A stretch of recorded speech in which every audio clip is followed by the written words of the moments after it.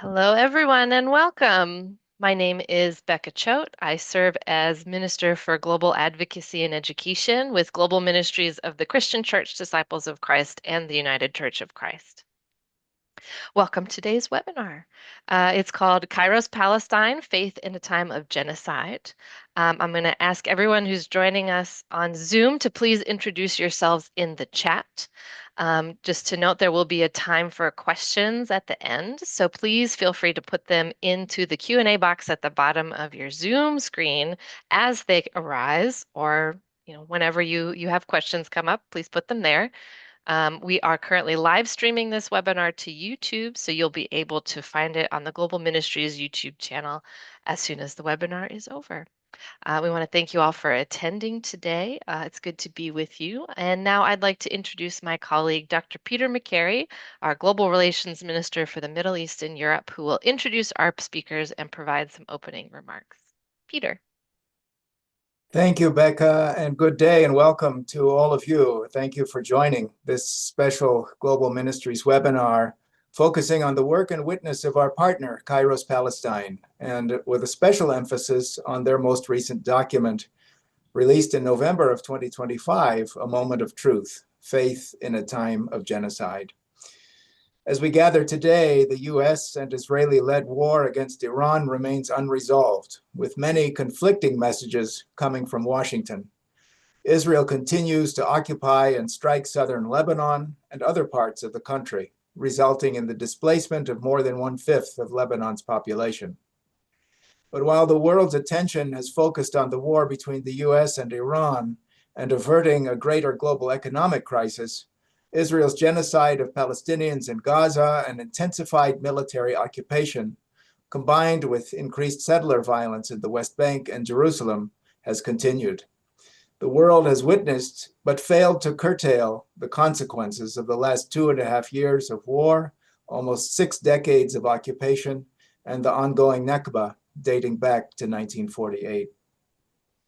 The United Church of Christ and the Christian Church Disciples of Christ have long histories of partnership and engagement in the Middle East, including among Palestinian Christian churches and organizations. Among those is Kairos Palestine, a Palestinian Christian initiative and movement that was founded in 2009 with the release of its seminal document, A Moment of Truth, a word of faith, hope, and love from the heart of Palestinian suffering. That document, which was a clear theological statement and example of authentic contextual public witness, was a call to the global church, urging bold and clear engagement in solidarity with the Palestinian people.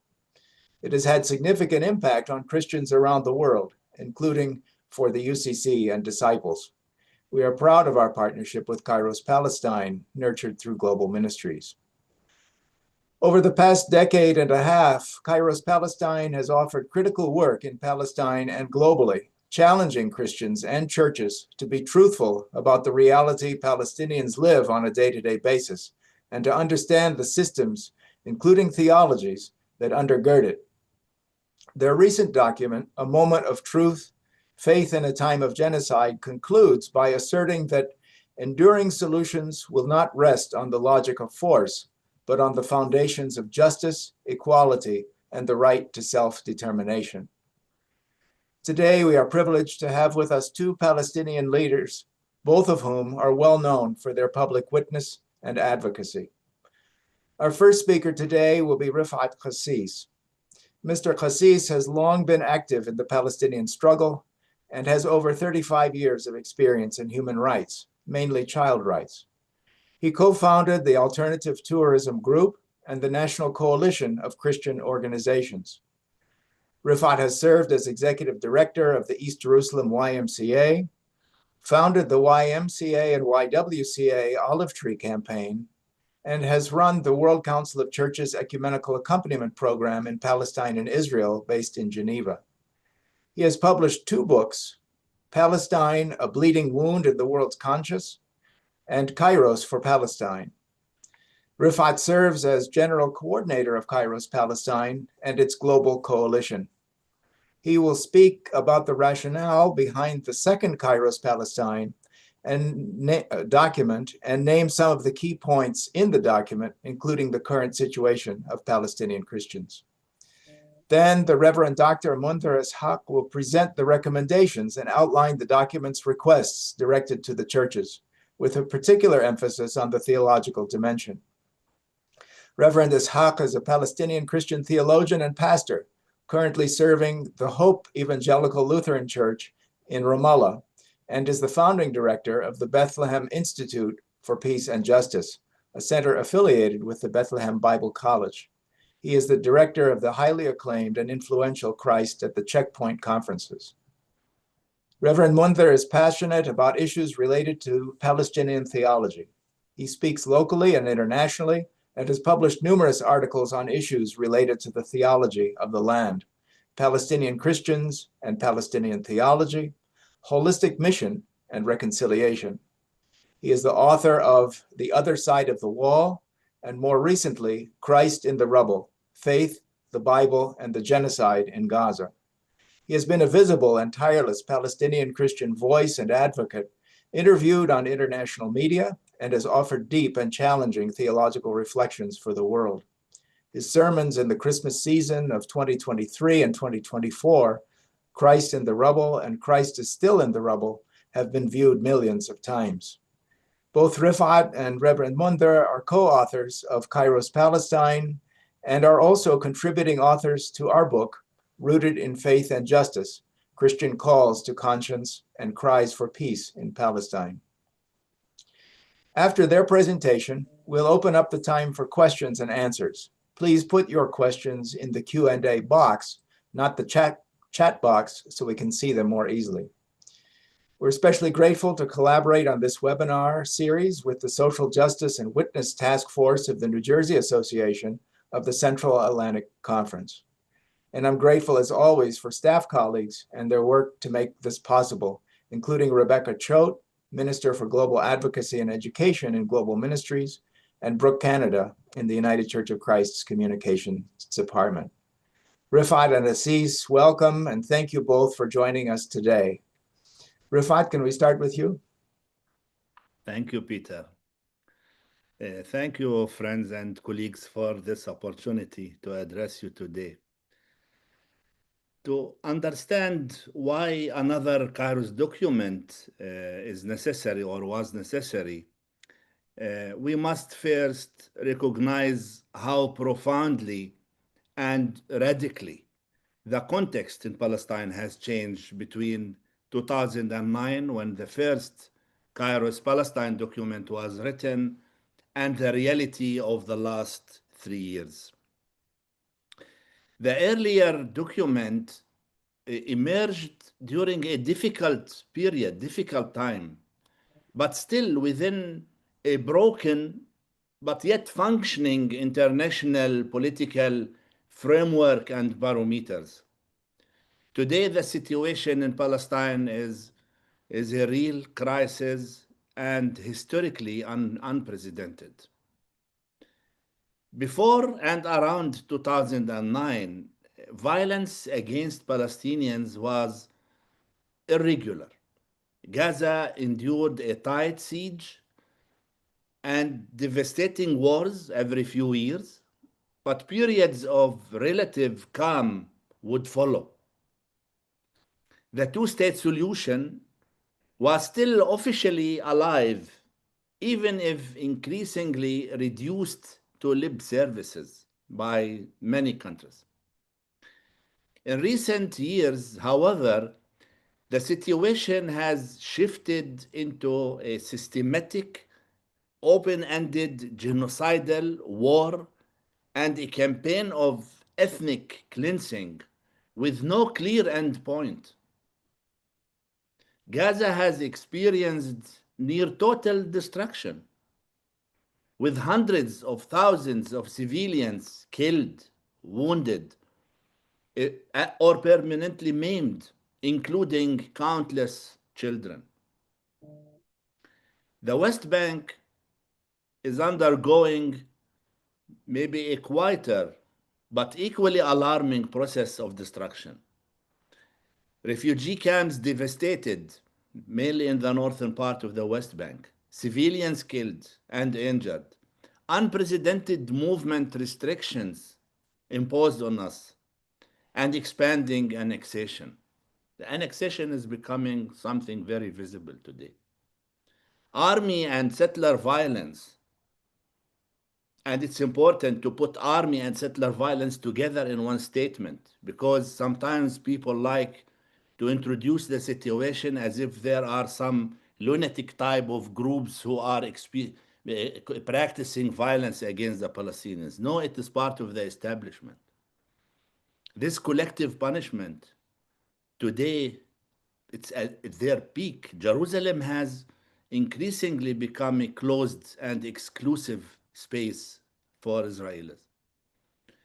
Migration, especially among Christians, is becoming forced and irreversible.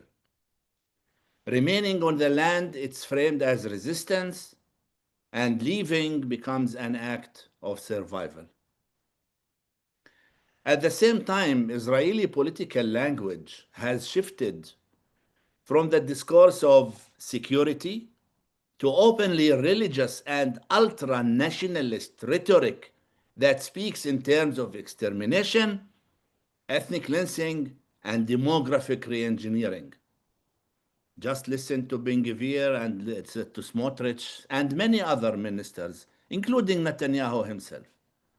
Previously, there was still some belief in international law and in the role of institutions such as the United Nations, among others. Western governments at least maintained the appearance of neutrality. Today, international law is openly ignored or selectively applied. Many states no longer even pretend neutrality, and institutions meant to protect civilians have become weak, ineffective, and complicit. Earlier, the central Palestinian question was how to end occupation and achieve freedom. Today, the question has become whether Palestinians will remain on their land at all. The struggle is no longer only about liberation. It is about existence, narrative, memory, and continuity living on this land. Kairos 2 therefore emerged not simply as an update, but as confessional document, a statement of living faith written at a moment when silence itself becomes a moral and faith failure. It is a document of moral urgency, theological challenge, and political warning. It asks not only what Palestinians need, but what faith demands when human destruction reaches catastrophic levels as we witness now. Allow me now to add some highlights on the situation of Christians in Palestine, as this was part of the reasons why we had appealed again, why we had written another document. And this is not to distinguish the Christians from their Muslim compatriots, because we both live under the same situation, but to emphasize the growing sense that their presence and continuity on land are being increasingly targeted by the Israeli occupation structures. For some right-wing evangelicals and Christian Zionism, particularly in the United States, the modern state of Israel is not merely a political reality, but it seems it's becoming a theological necessity, a divine instrument in preparation for the return of Christ. With this framework, or within this framework, Palestinian Christians become an uncomfortable contradiction, to put it mildly. They are the wrong kind of Christians. Indigenous first Christians exist from the time of Jesus Christ, Arabic speaking, and inseparable from the broader Palestinian people. Their presence disrupts simplified narratives about the land and about the people. As a result, their voices are often dismissed or doubted, and many churches in the West struggle to reconcile their theological positions with the lived reality of their fellow Christians under occupation. This has led to marginalization of their suffering and to a painful disconnect in which faith meant to unite has instead become a source of estrangement. At the same time, realities on the ground are steadily eroding the Palestinian Christian presence. Movement restrictions with hundreds of iron gates separating communities from each other, economic pressure, land theft, and building settlements like in Beit Sahur right now and Beit Jala. The daily settlers' attacks on some of their communities like At-Taiba, Bir Zayt, Ain Arik, and others. And the fragmentation of communities are making sustainable life increasingly difficult for Christians. While these pressures affect all Palestinians, Christians, as already you know, I mean, we are already a small number. This effect or particularly put us in vulnerable to displacement. Their departure reinforces a political narrative that reframes the situation as a security and safety. Many people talk about, people are leaving, Christians are leaving because of security and safety, rather than a question of occupation and justice.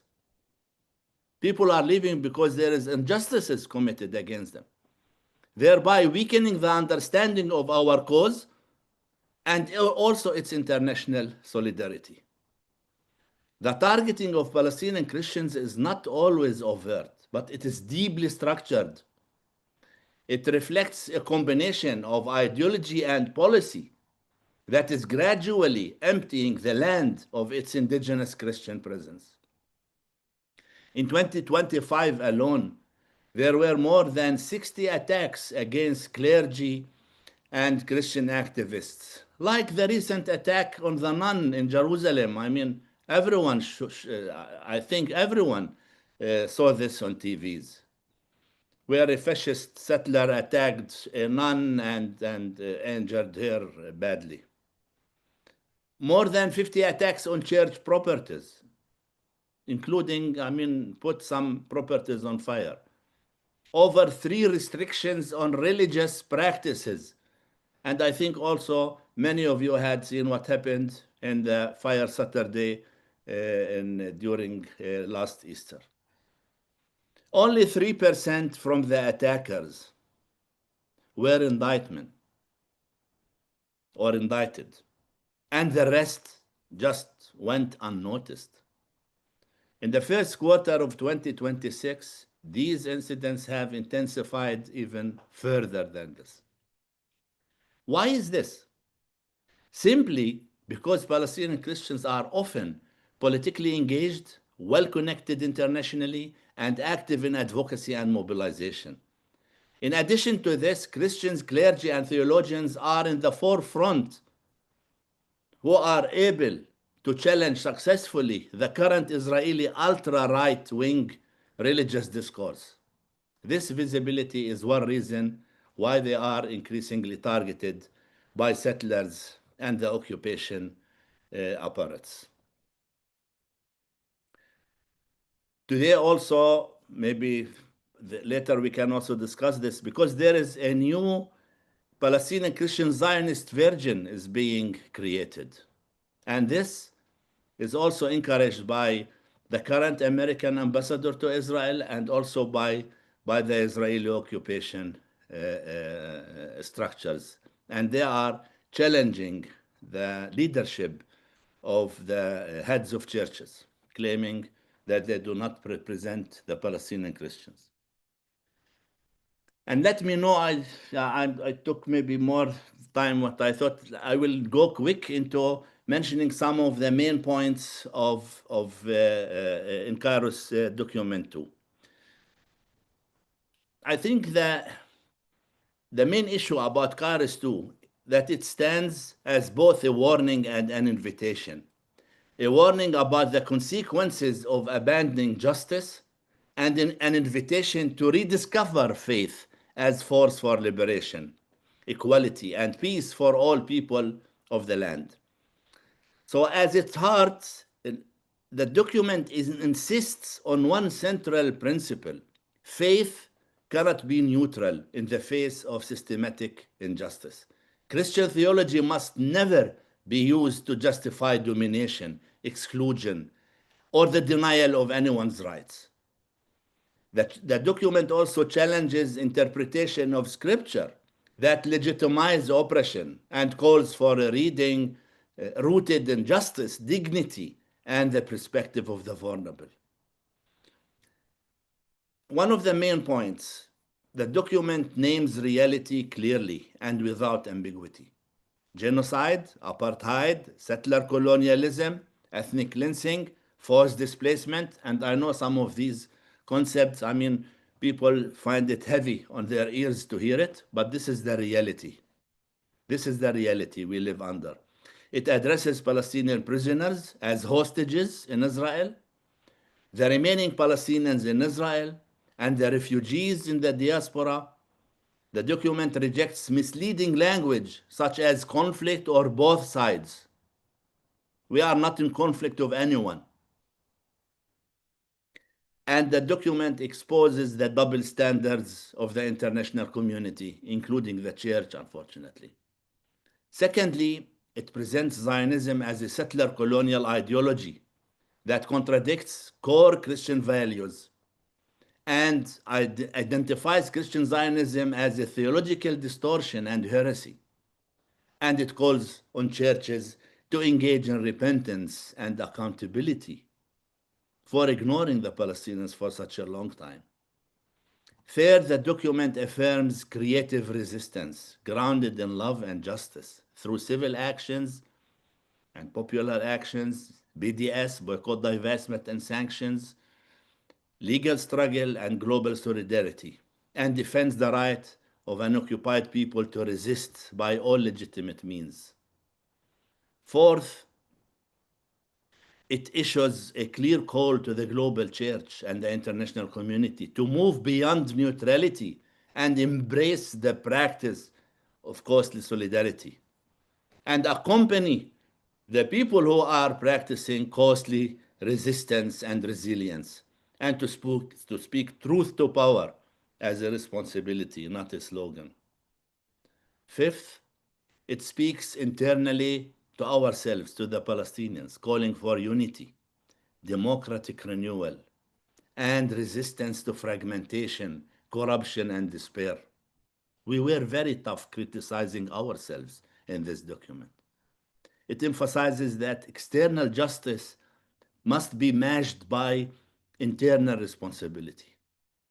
Sixth, it highlights the central role of women, not as victims, but as leaders and essential actors in resilience and survival. Seventh, it addresses Palestinian youth with honesty and care, acknowledging their anger and fear, while calling them to remain agents of hope and resilience. Eight, it connects the struggle for justice with responsibility toward creation, naming environmental destruction as ecocide and linking faith with the protection of life, all kinds of life. Ninth, it articulates a clear vision for the future, rejecting religious supremacy and calling for a democratic reality based on equality, dignity, and full citizenship for all. And 10th, peace in this vision is not merely the absence of war, it is the presence of justice. And the document ends with a deeply rooted theological hope that life, not death, will have the final word, and asks whether hope can still be lived, not as a passive expectation, but as active commitment to truth, justice, and shared humanity. And thank you.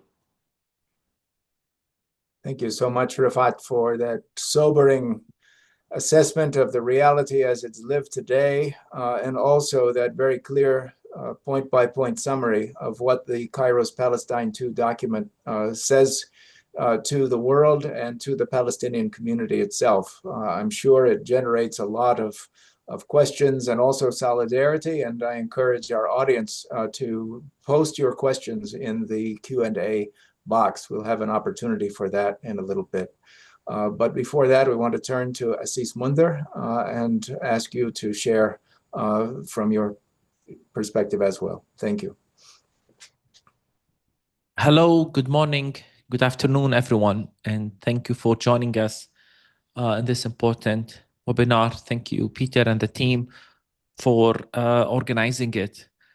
And I would like to just build on what my colleague Rifat said, having had the honor of being one of the authors of the second document, to summarize what the document then asks from the global church.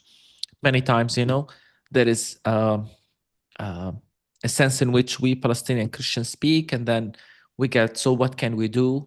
Here's what can be done. But before that, I would like to preface my talk by really emphasizing that are you really asking, do you really want to know what we're asking? In other words, are you really listening? Many times we feel that we ask the church, we say, this is what needs to be done.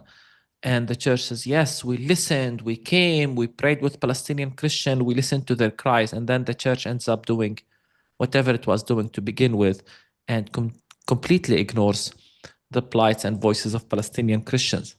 So I hope that these calls are taken seriously. And I'm going to summarize some of the main things we've asked the global church in the second Kairos document. A lot of what I will say was already mentioned briefly by Rifat. Maybe 5 things. Number 1, naming things by their true name. And in fact, emphasizing and eluding that failing to do so might be interpreted as a form of racism, especially when the evidence is so clear, whether it's the evidence for genocide, ethnic cleansing, settler colonialism, or apartheid. All of these issues have been well documented and proven. To begin with the framework itself, let me read to you from the document. We say we reject the very concept of conflict. The reality on the ground is colonial, oppressive tyranny. So to call this a conflict is not about the neutrality, it is to participate in our erasure. And Kairos 2 challenges any concepts of dialogue and reconciliation that frame the reality as one of conflict.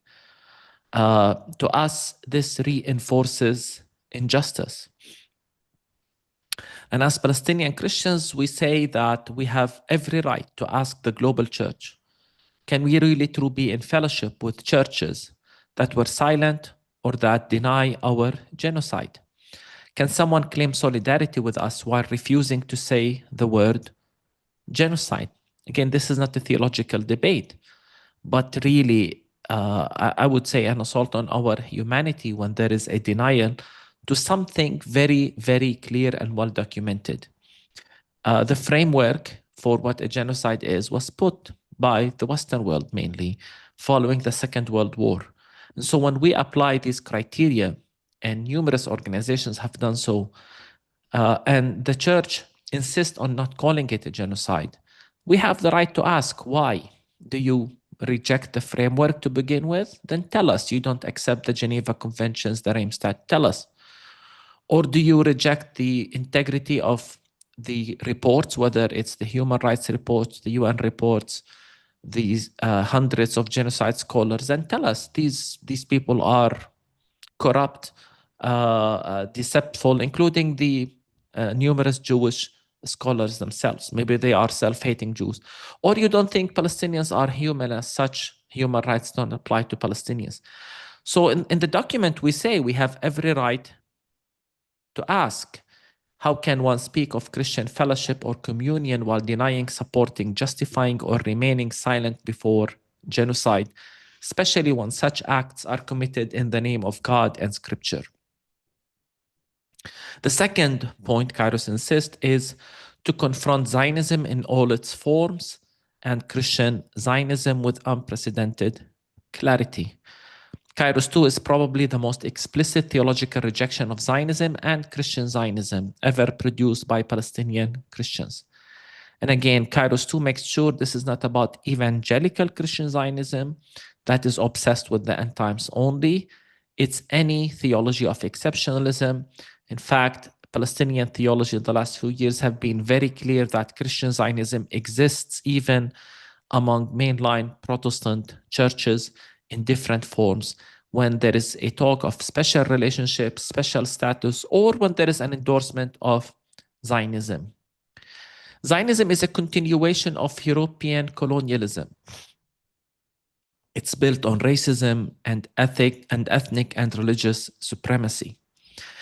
And also the Kairos document says Christian Zionism is a theological and moral corruption. It calls for a tribal, racist God of war and ethnic cleansing. Of course, this is not the God we encounter in Jesus. In the document, we also say we are deeply shocked by the positions of many churches that adopted the colonizers' narrative or remain silent in the face of genocide. Churches that insisted that Israel has the right to defend itself and then positioned the assault, the genocide in Gaza within that framework, self-defense. Or churches that still imagine a benign version of Zionism, a Zionism that is tolerant and inclusive, a Zionism that only exists in the minds and only is a mythical Zionism that exists in the minds of the Western world that seeks to make amends with its conscience for the sins of anti-Semitism, repenting on our behalf by imagining a very benign version of Zionism. So when Christians do that, they are Christian Zionists as well. So the document is clear in its call to repent and reject publicly Christian Zionism in all its forms. Third, the document reorients Christian-Jewish dialogue and said so, I think, in a bold and necessary way, in that Christian-Jewish dialogue must serve justice. We insist in the document that not every Jew is a Zionist and not every Zionist is a Jew. And we call for building relationships with prophetic Jewish voices. And then we make a clear demand. We therefore call on the churches of the world to distinguish between dialogue with Jews and dialogue with Zionism. Indeed, to boycott dialogue with Zionist voices that have supported and continue to support occupation, apartheid, and the genocide of the Palestinian people. This is a very important point, might be perceived as controversial by some, but let's be clear, Christian-Jewish dialogue has been one of the most important tools in the arsenal of Zionism and empire, and it has been used and weaponized against Palestinians to silence injustice and impose definition of anti-Semitism, for example, the IHRA, all under the banner of interfaith, only to silence prophetic Jewish voices and Palestinian voices and any Christian voice. So we need to be clear. If there is any voice that supports Zionism, it must be boycotted and not promoted as dialogue partner. Fourth, Kairos, as Rifat mentioned, renews the call for creative nonviolent resistance rooted in the logic of love. We reaffirm the right of all colonized peoples to resist, but we remain committed to creative resistance. We think of BDS as effective form of creative resistance, boycott, divestment, and sanctions that is rooted in the logic of love and nonviolence. BDS should no longer be viewed as a debate. It is a moral imperative because we cannot normalize genocide. If we do not boycott those who commit genocide or who are part of that system, then we say war crimes are okay, that war crimes are tolerated. So Kairos 2 is clear in its calls for sanctions, arm embargo, prosecution of war criminals, and also calls for reparations.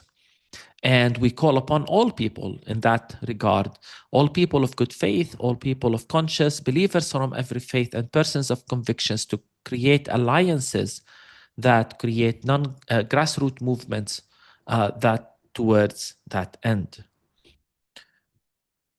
Fifth and finally, Kairos II renews the global call to sustain the Christian presence in the Holy Land, especially in the wake of the recent targeted attempts against Christians. We are not calling the church to admire our resilience from afar or to theologize our suffering. We are calling you to act. You know, when we talk about Palestinian sumud, we're not asking you to write theologies about it. We're asking you to sustain it. Help us stay, help us rebuild, help our churches and communities endure. Even in Gaza, we still believe against all odds that we can keep a Christian presence. The Christian presence in Palestine is important. It's a national cause for our priority, of course, because we are part of this land, but it's also for the global church to keep a Christian witness here is important. One of the ways of sustaining the Christian presence is by responding to the call of come and see. We call Christians worldwide to challenge the siege imposed on the Christians of the Holy Land. Come and visit the living stones, help strengthen the steadfastness of the Palestinians and the Christian Palestinians among them. You might wonder, is this a good time to come and visit? Is it safe? Then I say this is the wrong question, the wrong time to ask this question. If you're coming for pilgrimage, yes, you can ask this question. Come at your convenience. When you come for solidarity, this is the time to come and tell Palestinians you stand with justice. In this regard, we especially commend the tremendous work of the churches, not just of Gaza, but also around the world, who have stood for us, defended the oppressed, and helped sustain our presence in multiple ways. The churches in Gaza in particular have proven and have written heroic stories of steadfastness and witness.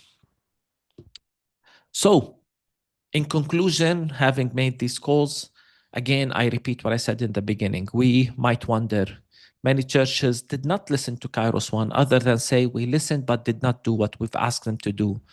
Will they do it now? And here comes the really question. We need to ask ourselves, when a genocide is committed in plight, in front of everyone to see life on earth, we have failed. We have failed. Friends, never again has become yet again, sadly. And everyone was watching. No one can claim we did not know, or we did not even know the extent to which things were horrible in Gaza.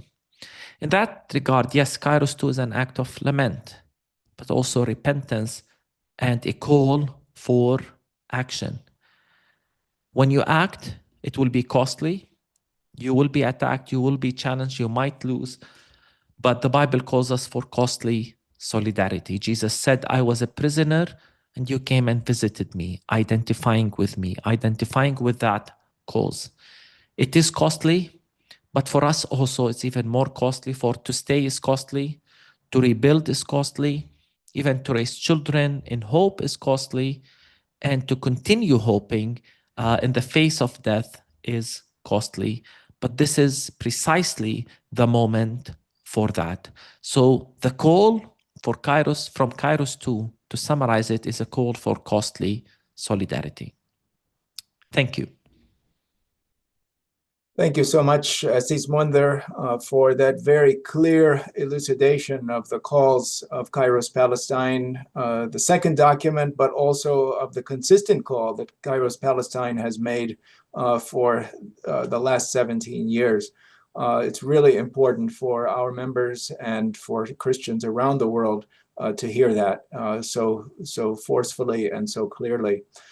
I want to invite our audience to put their questions in the Q&A box, which can be found at the bottom of the Zoom chat. And if you don't see it immediately, just click on More, and you should be able to find it there.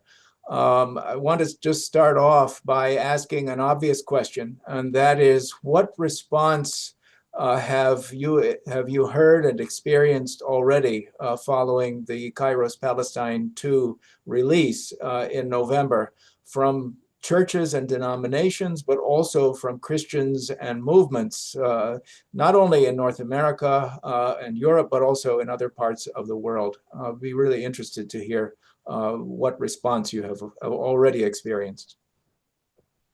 Maybe Rifat, you want to take that? Yeah. Actually, we have received some good number of responses. We received also from official churches like the United Church of Christ, for instance. There are some others. In general, there were some positive responses, encouraging responses. There are responses who are seeking for more clarity about some questions, which we welcome, of course. And some, I mean, we know that they are still struggling inside their assemblies and synods to give a more, let me say, I mean, informed response. Meanwhile, we were very active trying to respond to the questions of churches. We have also received some delegations who come to Palestine. We are also very active in visiting also, I mean, some churches abroad.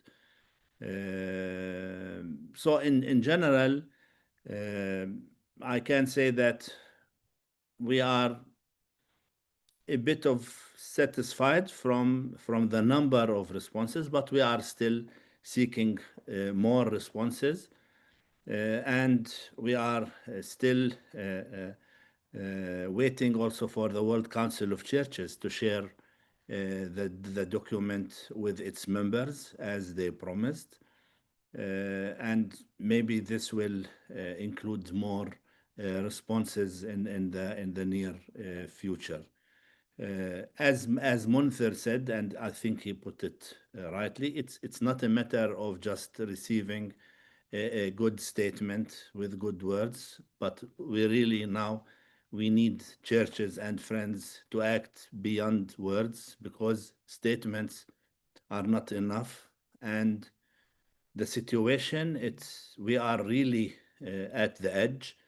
And that's why we are seeking deeds and actions more than statements. And we are happy to see some, I mean, individuals, institutions, churches, they are doing actions on the ground, because I think this is what is needed. And we need a strong voice with strong actions on the ground, because this is the only way to see a change in Palestine. Thank you. To your point, one of our audience members tells us that there is momentum for widespread participation in boycotts of companies complicit in Israel's genocide and other crimes.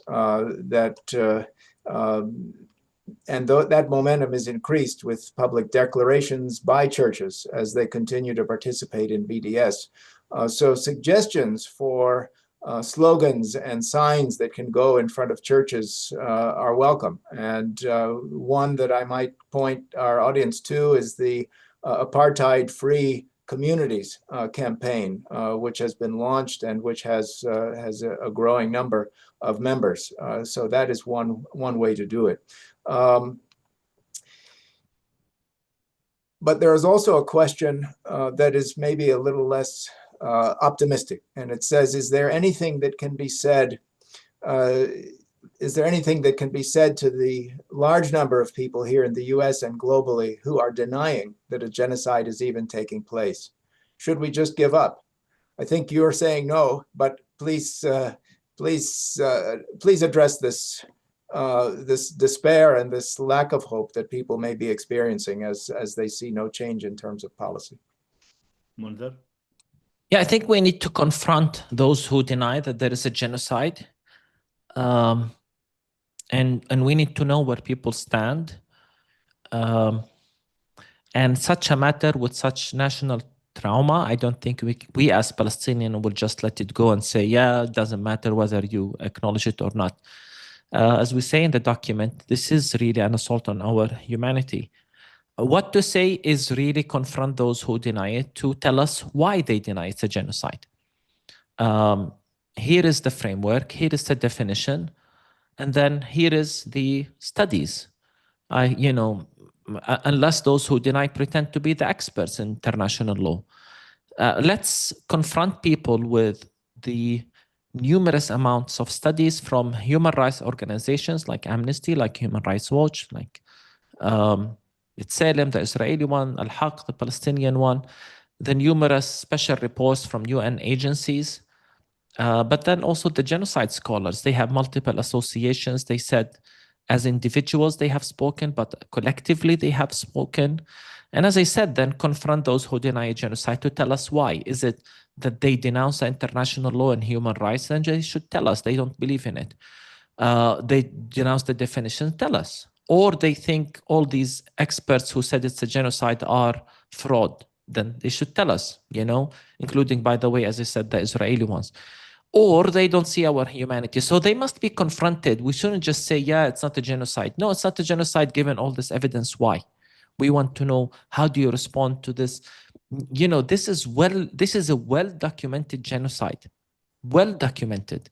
And that's why we can't just let people go. Even, by the way, especially, by the way, those who have the evidence, but say a word like that is too strong, or it burns bridges. I think those must be confronted the most, because they are, using good slogans to actually hide behind them and not face the consequences of calling a genocide a genocide.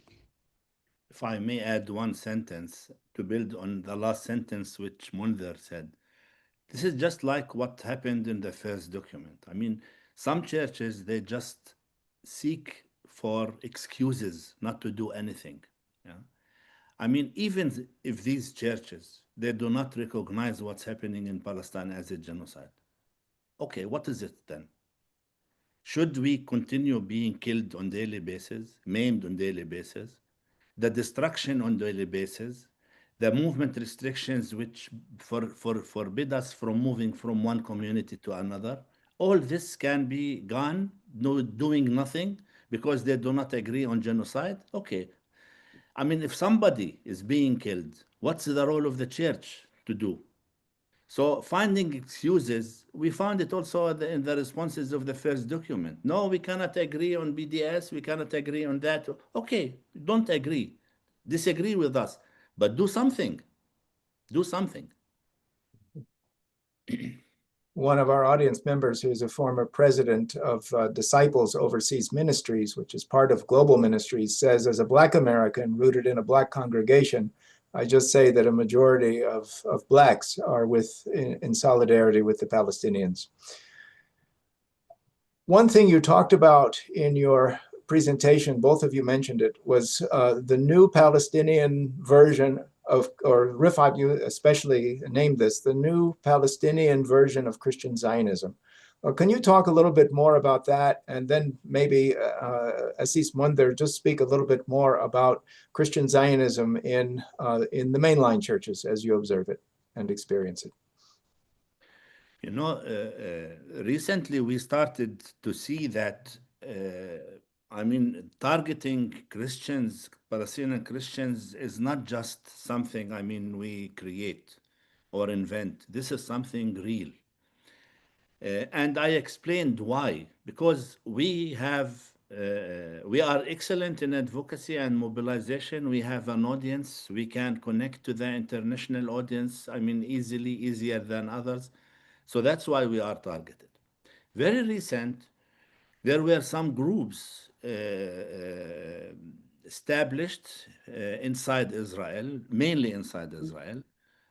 Some of them called themselves the Palestinian Christian Voice in Israel.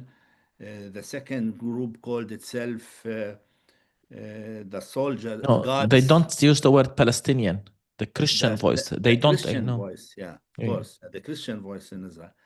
The second group called itself the Soldiers of God or the Army of God, and they claim that they are created to stop this kind of persecution committed against Christians by Muslims, and that the state of Israel should intervene to provide protection for Christians. And they say that the heads of churches, they do not represent all voices of Christians, because there are some apologetic Christian voices, and we are here to show that we are not just any voice, we are the voice of the Christians. And very recent, even they had developed themselves into a political party, which they want to run also for the Knesset. The dangerous of such an initiative is that it's very much supported by the current American ambassador to Israel, Huckabee. He met them, and even he wrote against the heads of churches when they criticized them. And he said it that no one can exclusively represent Christians. So he gave them some weight also. And I think even the president of Israel met them, and they had several meetings in the Israeli Knesset. And for us, this is just to amplify a voice of, I mean, it is a distortion voice of Palestinian Christians, because we are very clear about this issue. And fortunately, the heads of churches, they are also equally very clear about them, and they issued a statement, and in this statement, they used actually the language of Kairos Palestine. They rejected Christian Zionism, and they consider it as a threat to the Palestinian Christian presence, and also distortion of the status quo, which organized the relation between churches for the past 200 years in this land. So these are the groups which we consider them as a Palestinian version of Christian Zionism. So it's not enough to target us physically, but also they want to create doubts about our legitimacy and the representation of the heads of churches, etc. Thank you. You wrote an important article in response to that issue in Mondoise, and I've put the link in the chat for people to read. Yes. Assis Mundhir, would you address maybe the idea of Christian Zionism in the mainline churches? Because I think most people think of Christian Zionism as the dispensationalist theology that is more prevalent in more conservative evangelical churches. Yes, so there is that. But at the same time, let's acknowledge that there are many Christians who don't believe or call for end-time versions of eschatology in which Israel comes to the land and so on, but who nevertheless would support statements like the eternal covenant between God and the Jewish people, that includes the land, who will indirectly talk about Jewish exceptionalism or Israel exceptionalism. But then in this war, we saw them claiming that this is a war of self-defense, repeating the statements of the State of Israel. And many times these are liberal Christians who condemn Palestinian violence but have never condemned Israel, despite all the war crimes. Some of the most prominent Protestant churches with big numbers around the world still did not condemn Israel for the war crimes it did, but they condemned all Palestinian violence. Some have used the just war theory to promote or to say this is a just war and so on. So the notion that, whenever we criticize Christian Zionism, that it's only the evangelicals is very much a way of hiding behind evangelical Christian Zionism. And as I said in my talk, we want Christians to come clean when it comes to their position of Zionism itself, because many Christians still think Zionism is okay. Zionism, as I said, can be redeemed because they still hold to a very soft, unreal, unexisting version of Zionism that, thinks only of Jews as refugees who sought to coexist in the land and that there is still a way. They don't see it as a colonial, zero-sum ideology. And we're already seeing that openly now from the statements of Zionist leaders when they talk about that the land as exclusively Jewish, the right for self-determination is exclusive to the Jewish people, and the violence that we see, the settler violence, or I love what Rifat said, the army and settler violence is all motivated by this version of let's drive Palestinians out. So when Christians don't name that Zionism for what it is, they are supporting it, and as such also Christian Zionists. Thank you. We have a few more questions, and we'll try maybe to, if you can just maybe try to address them quickly. We can still get as many as we can left in the rest of this hour. The first question is about your contacts and what you're hearing from Christians and churches in Gaza. Are you able to maintain communication? What are you hearing from them, and how can supplies get into Gaza to assist the community there? They're not okay. Their homes are destroyed. Supplies are not entering. Food is rare. Opportunities are rare. They are afraid. I don't know what else to say. I really don't know what else to say. The genocide has not ended. Let's be clear. Yeah, exactly. This is the issue, that starvation, and the people are still living in these unprotected shelters. There is obstacles in front of the international organizations who are trying to do humanitarian work inside Gaza. We receive calls and from colleagues and friends. We talk with them.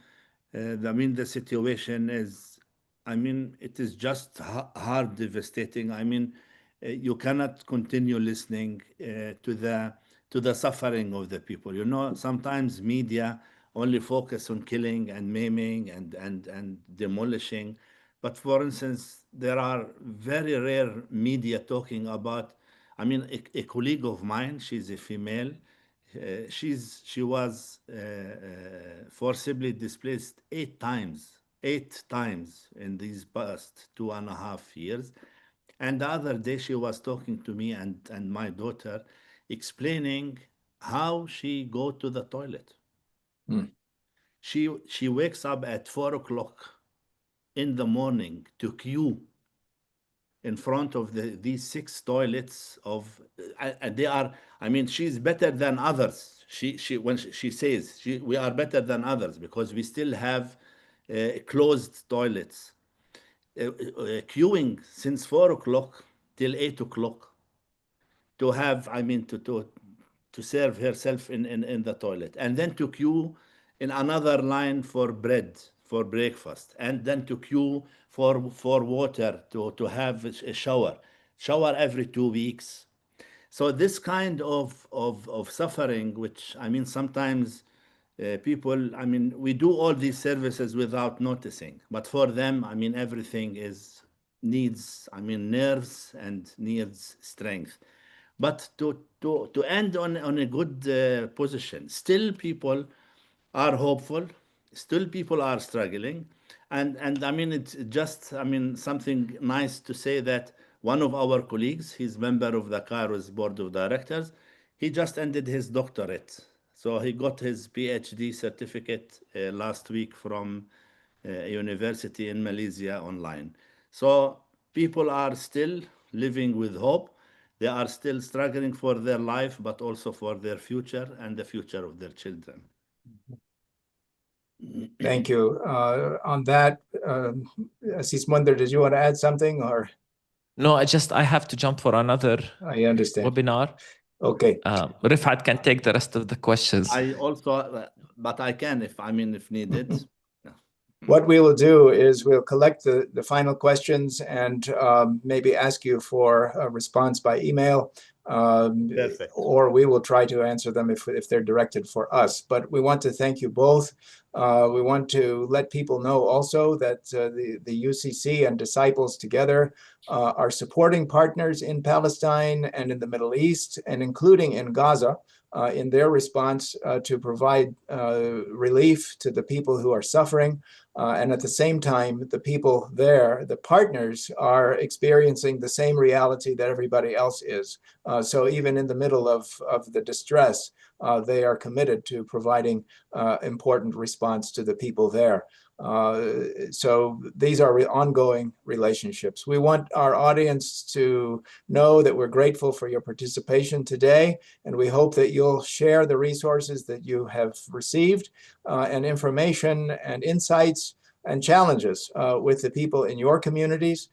This webinar is recorded, and we will send a link to you to share with your friends and networks, and encourage you to be in contact with Global Ministries about any follow-up questions that you may have or ways that you would like to engage. So again, grateful to you, Rifat, and thank you to Aziz Munder, who has already had to go to his next webinar. We're just very grateful. We want to thank all of our audience for hanging in with us, and invite you to our next webinar in this series, which we will, which Becca will give us a link for and information about just now. But again, thank you, Rifat, and thank you all. Thank you. Bye-bye. Becca? Yes, thank you, Peter. Our next webinar will be on May 13th. That's next week at 11 a.m. Eastern Time. It's called The Ongoing Nakba and Prospects for Peace and Justice for Palestinians. I've put the link to register in the chat. And as Peter mentioned, you will be receiving a follow-up email with the links to all the resources that we've mentioned today. If you're watching this on YouTube, those links are down in the description section. And we thank you all for attending, and we hope to see you next week. Thank you. Apologies to those questions we didn't get answered, but we'll try to answer them in follow-up through email or another way.